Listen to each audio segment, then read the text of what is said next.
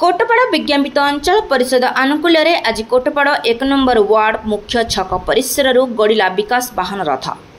कोटपाड़ विज्ञापित अंचल परिषद कार्यनिर्वाही अधिकारी कमलेश महंत द्वारा आयोजित कार्यक्रम में मुख्य अतिथि भाव में कोटपाड़ विधायक रूपू भद्रा रंगीन पताका देखाई विकास वाहन रथर शुभोद्घाटन करथिले। आज कार्यक्रम में कोटपाड़ एनएससी अध्यक्ष एम शंकर राव, नवरंगपुर सांसद प्रतिनिधि रामेश्वर जेना, उपाध्यक्ष एम संतोषी, समस्त वार्ड मेंबर, अंगनवाड़ी कर्मी, स्वच्छ साथी, एसएचजी ग्रुप महिला मानक सह कोटपाड़ एनएससी एकाउंटेंट प्रशांत कासिम सहित समस्त कर्मचारी माने उपस्थित थिले। विज्ञापित परिषद प्रति वार्ड घर को घर बुली हिताधिकारी को बीजेपी सरकार विभिन्न योजना संपर्क में सचेतन करिबो विकास वाहन रथ। विकास वाहन जरिया सरकारी योजनार हिताधिकारी मानक सहित आलोचना करने सहित सरकार विभिन्न योजनार पुस्तक प्रदान करा जिवो, जद्वारा जनसाधारण योजनार सफलता जानिपारे। उद्घाटन दिवस रे एही रथ कोटपाड़ एनएससी विभिन्न वार्ड ठारे पहुंची लोकों को सरकार योजना विषय सचेतन करा जिवो बोली विधायक गणमाध्यम सम्मुख में उपस्थापन करथिले। देखंतु आजी कोटपाड़ विज्ञापित अंचल परिषद रे विकास वाहन जो रथ आज शुभ उद्घाटन हो जाइछि। एही अवसर रे कोटपाड़ विज्ञापित अंचल परिषद चेयरमैन, विज्ञापित अंचल परिषद निर्वाही अधिकारी, जंत्री एवं समस्त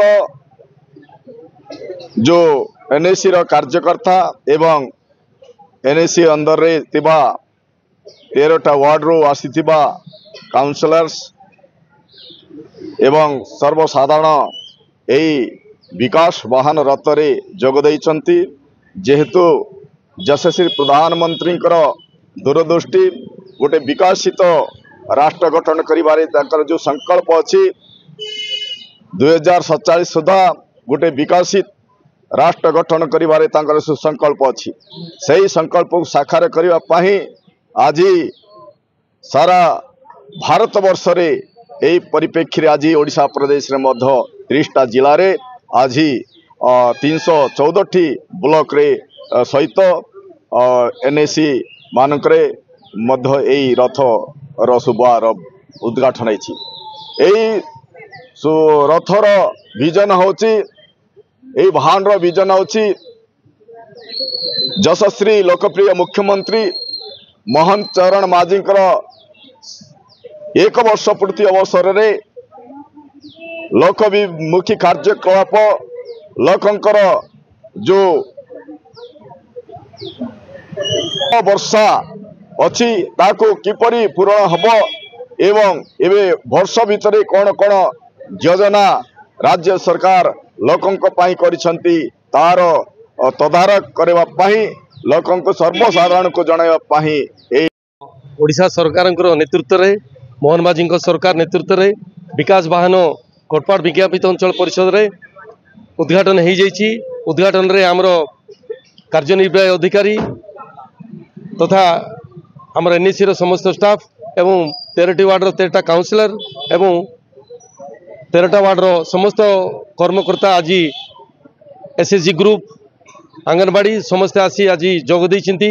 एही कार्यक्रम मुख्य उद्देश्य है 1 वर्ष पूर्ति मोहन सरकार जो कार्यकलाप करछिंती तार विकास कौन कौन करछिंती ताहा लोकों को जणाइबा एवं लोकर विकास कौन कराई से विकास उपलब्धि बोलिकी आज यही विकास वाहन आमर 13टा वार्ड रे बुलिबो। तेणुक मु मोहन सरकार को धन्यवाद देवाक चाहूँगी। सुभद्रा योजना, कृषकों जो उन्नतीकरण, अन्यान्य जो फंड्स आमर विज्ञापित अंचल परिषद रे ब्यूटिफिकेशन जो अलर्ट करथिपाई मु आम विज्ञापित अंचल परिषद तरफ सरकार को बहुत बहुत धन्यवाद दूची।